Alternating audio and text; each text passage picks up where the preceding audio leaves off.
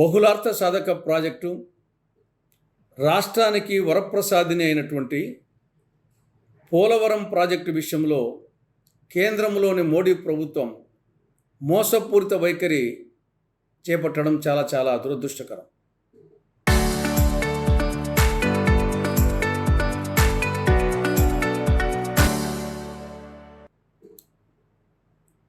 ఇది ప్రధానంగా ఎత్తుకు సంబంధించి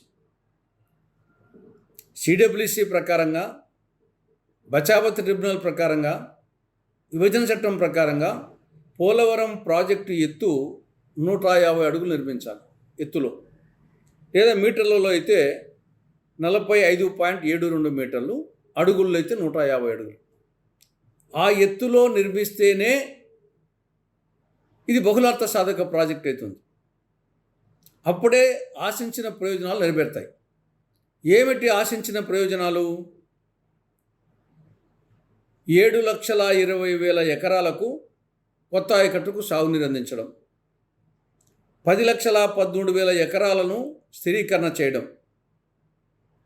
540 గ్రామాలలో 28.5 లక్షల మందికి త్రాగునీరు అందించడం, విశాఖ నగరానికి త్రాగునీరు అందించడం, విశాఖ ఉక్కు కర్మాగారానికి పారిశ్రామిక నీరు అందించడం, 960 మెగావాట్ల జల విద్యుత్ ఉత్పత్తి చేయడం, కుడికాలువ ద్వారా గ్రావిటీ ద్వారా గోదావరి కృష్ణాను అనుసంధానం చేయడం, 80 టీఎంసీల గోదావరి జలాలను కృష్ణా డెల్టాకు మళ్లించడం. ఇవి పోలవరం ప్రాజెక్టు యొక్క లక్ష్యాలు. ఈ లక్ష్యాలు నెరవేరాలంటే 45.72 మీటర్లు కానీ 150 అడుగుల ఎత్తులో కానీ నిర్మిస్తేనే అది సాధ్యమవుతుంది. కానీ కేంద్ర ప్రభుత్వము దీన్ని మొదటి దశ, రెండవ దశ అనే 2 పేర్లు పెట్టి, మొదటి దశ ఏమో 135 అడుగులు లేదా 41.15 మీటర్లు, రెండవ దశ ఏమో 45.72 మీటర్లు లేదా 150 అడుగులని చెప్పేసి విభజించి కేంద్ర ప్రభుత్వము మొదటి దశ వరకే ఆమోదిస్తుంది అని నిన్న లోక్సభలో రాజ్భూషణ్ చౌదరి, ఆయన కేంద్ర జలశక్తి సహాయ మంత్రి, లోక్సభలో లిఖితపూర్వక సమాధానం ఇచ్చాడు. అంటే కేవలము 130 అడుగుల ఎత్తు వరకే. అంటే దీనివలన దాదాపు వచ్చేసి ఒక 117 టీఎంసీలు మాత్రమే నిల్వ ఉంటుంది. అప్పుడు ఇది గ్రావిటీ ప్రాజెక్ట్ కాదు, ఇది ఒక లిఫ్ట్ ఇరిగేషన్ ప్రాజెక్ట్. కాబట్టి ఏ మాత్రము ఆశించిన ప్రయోజనాలు నెరవేరవు. ఎందుకు ఈ విధంగా చేస్తుంది?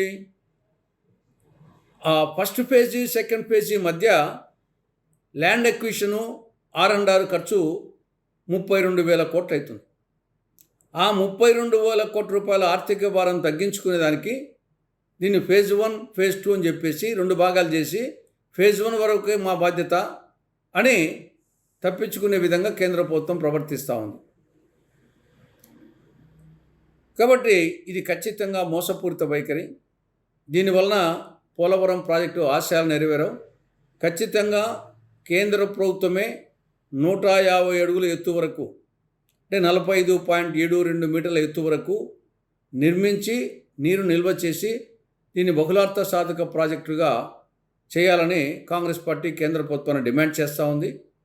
రాష్ట్రంలో కూటమి ప్రభుత్వం కానీ, మిగతా ప్రతిపక్ష పార్టీలు కానీ, ప్రజా సంఘాలు కానీ ఆ విధంగా కేంద్ర ప్రభుత్వం మీద, మోడీ ప్రభుత్వం మీద ఒత్తిడి తేవాలని కాంగ్రెస్ పార్టీ విజ్ఞప్తి చేస్తూ ఉంది.